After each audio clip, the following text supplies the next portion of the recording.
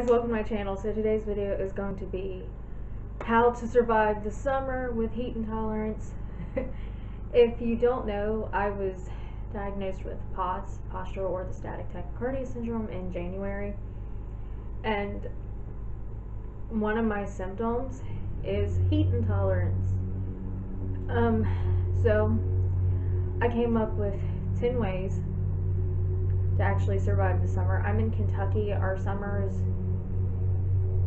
can get pretty dang hot. We can either be in the 80s, which is nice and mild, or we could be in the hundreds and the humidity is hell. So I'm just gonna share with you these 10 ways to survive the heat. I do have a cat in here, so he might make an appearance. But before we get started, hit the red subscribe button down below if you are not already subscribed, and make sure you follow me on Instagram, because I share more of my daily life over there at simply_j.lynn_. Yeah, confusing. I'll put it on the screen somewhere.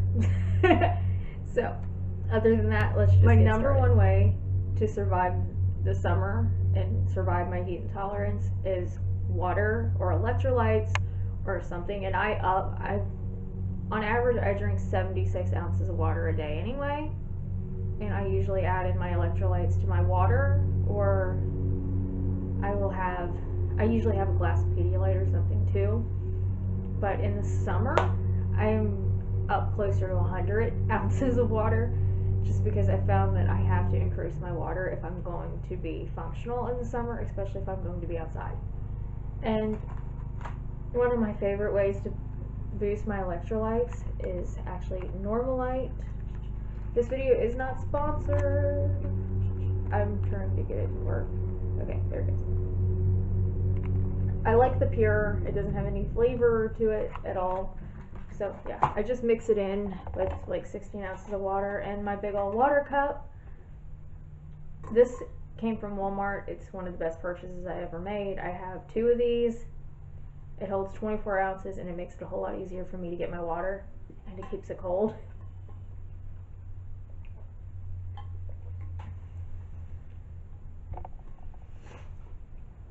So yeah, tip number 1, up that water intake.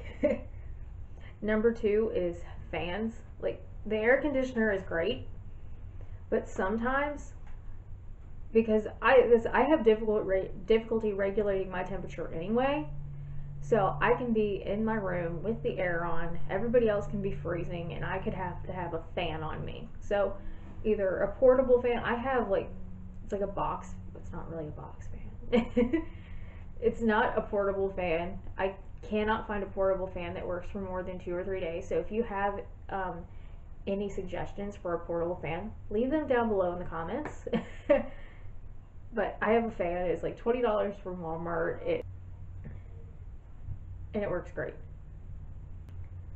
Okay, my third tip is cold showers, and I don't mean like ice cold, because that can actually make you worse. Like, for me, I'm cold intolerance too. So yeah, but a shower with very little hot water is actually really helpful in the summer. Okay, number 4 is know your temperatures for when you can go outside and when you can't. For me, 80 is fine. 85, I can do it if I limit how much time I have outside, and if I'm drinking my water at the same time, or if I have something to keep me cool, which we'll move into later. But if I'm not, 85 is about my point where I can't go outside. I can handle it for probably about 15 minutes, but that's really it. Anything above 85 is a no-go for me, unless I've upped my water a whole lot, I'm drinking my water, and I have my ways to keep me cool with me.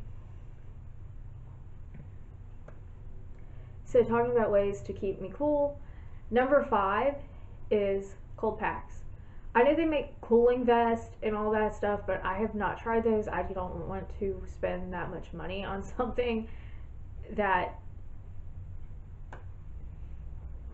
may or may not work for me. So I just like my cold packs. And for me, my cold pack is like, it's like this big, and it's technically, it was a heating pad that could be either, you could heat it up in the microwave or you could freeze it.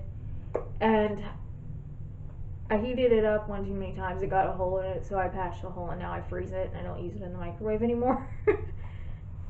So that's my cold pack, but I can lay it on my neck. I've actually been known to tuck it on my stomach. Like, I tuck it into my shorts and then I put it under my bra. Like, if I'm wearing a really tight compression or like a really tight sports bra like I am today, I can put it up under there and that keeps my stomach cool. So yes, cold packs are a lifesaver, especially for me. Number 6 is salt. Of course, with POTS, you have to up your salt intake anyway. You have to up your water and your salt. So in the summer, just like I'm getting more water, if I'm getting more water, I have to up my salt. And for me, my favorite way, and none of these products are sponsored, I just actually really like these products. But for me, my favorite way to get my salt intake is through Vitasium by Salt Stick. It's just the electrolyte capsules, and it's 2 of them gives you 1270 milligrams of sodium chloride. That's in 2 of these. So I really like these, and especially if I'm running around that day or I've been outside more than I normally am, this is a really quick way to get them. These are just the fast chews, and these are the fruit punch. These are my absolute favorite. They have grape as well, but I don't like grape stuff. I used to when I was little, but I can't drink it anymore, so I don't want to try the grape. But the fruit punch is good. Okay, number 7, cool off your car. And this can mean you go outside and turn on your car early and turn on the AC and have it blasting, or this could just mean that you roll the windows down so you're not getting into a steaming hot car in the summer. And usually that's what I do. I just go outside and I'll roll the windows down and keep it going until the air kicks in really good. If I'm in my grandpa's truck, I don't have to worry about cooling off the car anyway, because the second I turn the air on, knock on wood, it's going to be freezing cold and it's going to be like I'm in a freezer. But some cars aren't like that, so sometimes you do have to cool off your car. Number 8, if you're like me, this comes in real handy. I've always had really sensitive eyes. I don't know why, but my pupils get huge really quick, and I think that's a POTS thing. But in the summer, because it is so bright out, I have to wear my sunglasses, and well, I can't wear sunglasses because I have these, but I have to wear something. I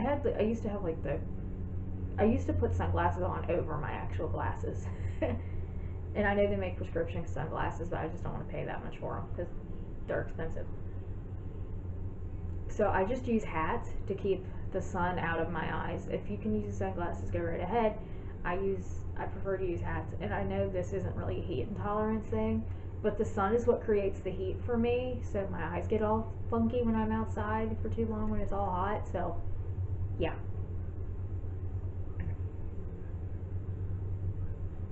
Okay, the next thing is compression garments. And of course, I wear my compression socks. I do wear them in the summer if I'm just going to be in the house all day. If I'm going to be outside, I prefer not to wear compression socks in the heat. I wear compression shorts, which I will show you. This is a pair of Zumba ones. See, they've got like the overlay, and then they've got this compression. I've got multiple pairs. These are just from Zumba Strong. These are my favorite.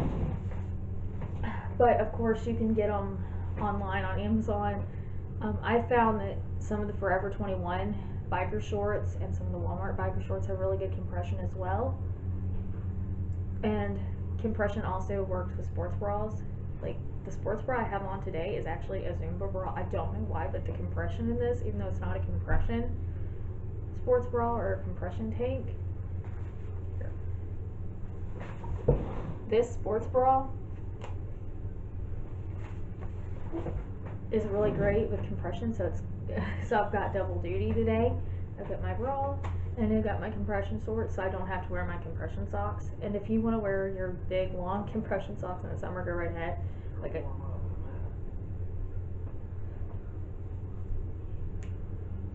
I said, I'll wear those in the summer, but usually when I'm in the house.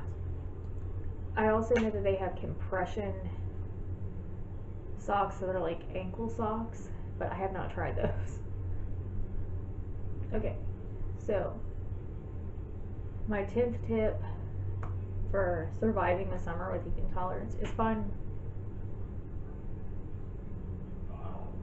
find indoor activities. I know this can be easier said than done in a lot of places. Like where I'm at, we don't have a lot of indoor pools unless you have like a pool, unless you have a gym membership that has a pool, or if you have like a community center with an indoor pool. But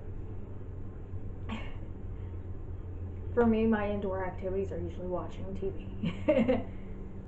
And if you do work out, don't work out outside in the summer with heat intolerance.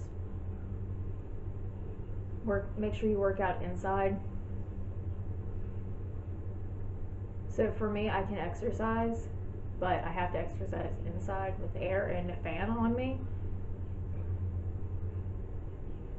So yeah, basically just find indoor activities or find ways that you can do the activities that you typically do outside. Try to find ways to do those inside. And I know that's easier said than done with a lot of activities, but yeah. So that's my 10 tips on how to survive the summer with heat intolerance. If you like this video, give it a thumbs up. And if you did not do so at the beginning of the video, hit the red subscribe button down below. Leave in the comments any other ways you survive heat intolerance or survive the summer with heat intolerance. Other than that, thank you for watching, and I will see you in my next video. Bye bye.